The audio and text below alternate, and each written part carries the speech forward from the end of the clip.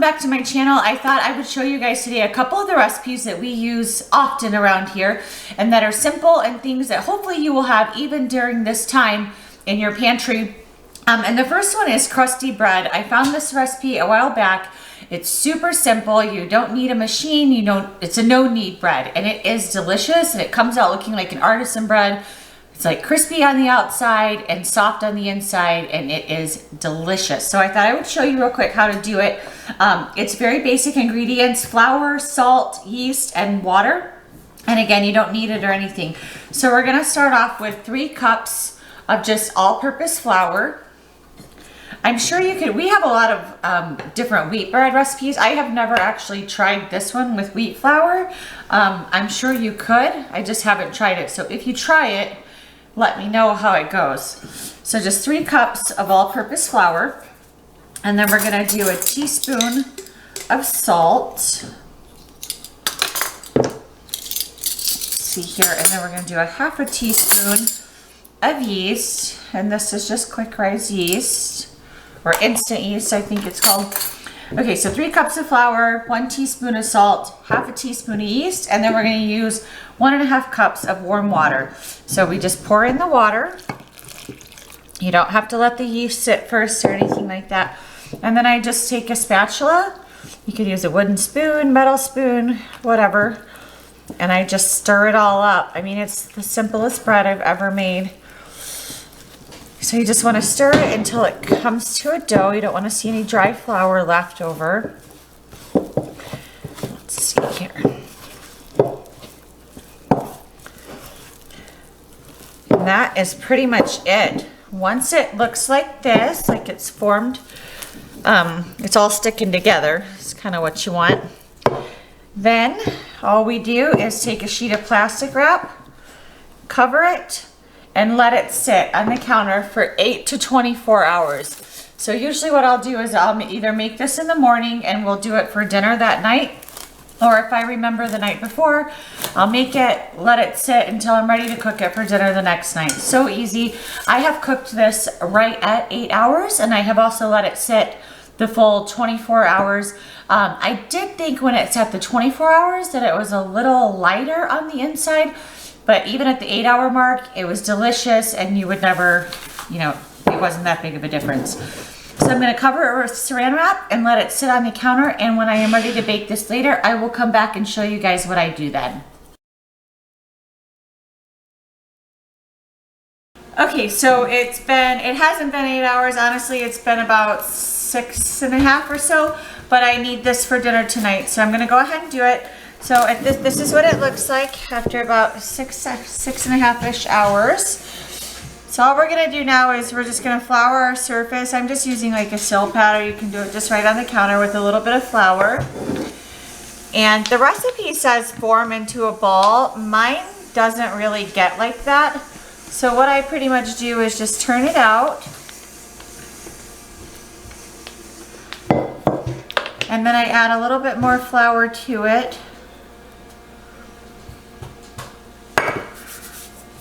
And I just kind of get it to where it's a little bit firmer, not so sticky. You don't need a ton of flour, just a little sprinkle. I'm not really sure why mine has never gotten thick, but don't worry about it if it doesn't, because it still turns out amazing.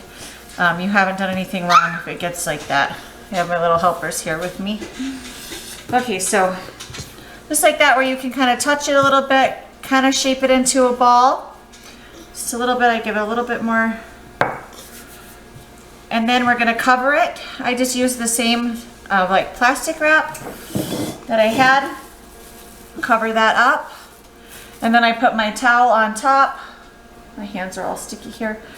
And we're gonna let this rest for about 30 minutes, and then we'll come back and put it in the oven. In the meantime, while you're doing this, go ahead and preheat your oven to 450 degrees, and you want to preheat your Dutch oven with the lid on it in there as well. Okay, so I pulled out the Dutch oven that's been preheating at 450 with the lid. I'm just going to take the lid off, not going to grease it or anything, and then we will scoop this up. It kind of sticks usually. I'm just going to go ahead and kind of put a little slice in it. Doesn't have to be fancy. Just a little slit. And then I'm gonna scoop it up here and just drop it right in. And then I'm gonna put the lid back on. And I'm gonna cook it for 30 minutes with the lid on, again at 450, and then I'm gonna take the lid off and cook it for another 10 to 15 minutes. So just keep an eye on it. You just want it to be crusty and brown. My oven is right at 10 minutes. So that's it, and I will show you guys what it looks like when it's all done. Okay, I wanted to show you guys, sorry, it's like the witching hour in here right now because everyone's getting ready for dinner and we're hungry. But I wanted to show you guys the bread and how awesome it is. Oh my gosh, it's so good. Let's see how it's like all crusty and it just comes right off the pan. It's got like a nice crusty bottom, but inside is like soft. It's so good. So I'll show you guys when I get it all plated up, but it is delicious. I hope you guys try it and love it. Okay, I thought next I would show you guys my chili recipe. It's super easy, it's delicious. It's something I take to like potlucks if we go to. We've been in different competitions with it. It's really basic chili, but it's really good flavor. So first I wanted to start out, I had just run out of my chili seasoning. So I make this from just like a from scratch recipe. So I wanted to show you what this is in case you need that and you can't get to the store. It's half a cup of all-purpose flour, 1 cup of minced dried onion or a 1/4 cup of onion powder, a 1/4 cup of chili powder, 4 teaspoons of seasoned salt, 4 teaspoons of crushed dried red pepper flakes, which I didn't have this time, so I just skipped. And if you like things on the milder side, you could easily leave that out, no big deal. 2 teaspoons of garlic powder, 4 teaspoons of sugar, and 4 teaspoons of ground cumin. So I also didn't have the seasoned salt, so I just used regular salt. So that's what's all in here. And then I just mix it up real quick with a whisk, get it all blended together. And then I use mason jars to store these in. And a little tip, if you buy like the Parmesan cheese containers, these that go on top of those, you can just take those off, wash them, and they fit perfectly onto a mason jar. So I just keep those. We buy that cheese sometimes to make like Alfredo sauce, and then we just keep the lids. My husband also ordered me some like on Amazon, I believe, just to have extra, but you can just keep the ones you have. And then I just keep it in a mason jar and use it as needed. And it saves a lot of money. So this is a lot of batches. So 1 batch of chili would use, or like if you bought a package of chili seasoning, it's a 1/4 cup. So 1/4 cup is what we use at a time. So to start my chili recipe, I have diced up, you can do any 1 to 2 bell peppers, and I did 1 medium onion. You can do any colors that you like. I usually just use whatever I have on hand, but I try to use color because I think it looks pretty.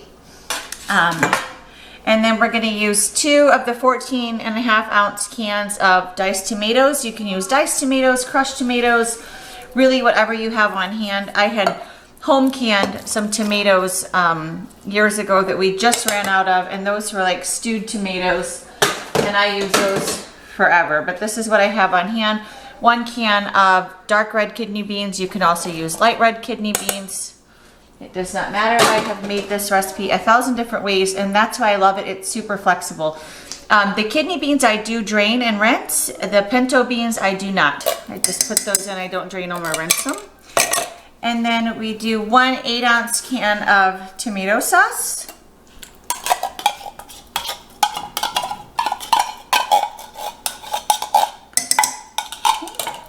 And then I do like 1 pound of ground beef if you like meat.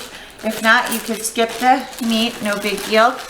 This is another tip I think I've talked about before. When I buy ground beef, 5, 10, 15 pounds, however I buy it, I just cook it all up at once, and I will either just bag it up just cooked, or a lot of times I'll take half of it and bag it up just plain ground beef, and the other I will go ahead and season all of it as with taco seasoning and bag that up in like 1 pound portions or 1 to 2 pound portions. That way when I'm ready for it, if I need something last minute, all I have to do is pull out my bag of meat. It's already seasoned, ready to go. It makes meals super easy. So I have the beef in there, and then lastly, we're gonna add the 1/4 cup of our chili seasoning that we just made. Put that in, and then give it a stir. And I am doing this in the slow cooker today, but you could easily do it on a skillet. I just am starting it in the morning and I have time.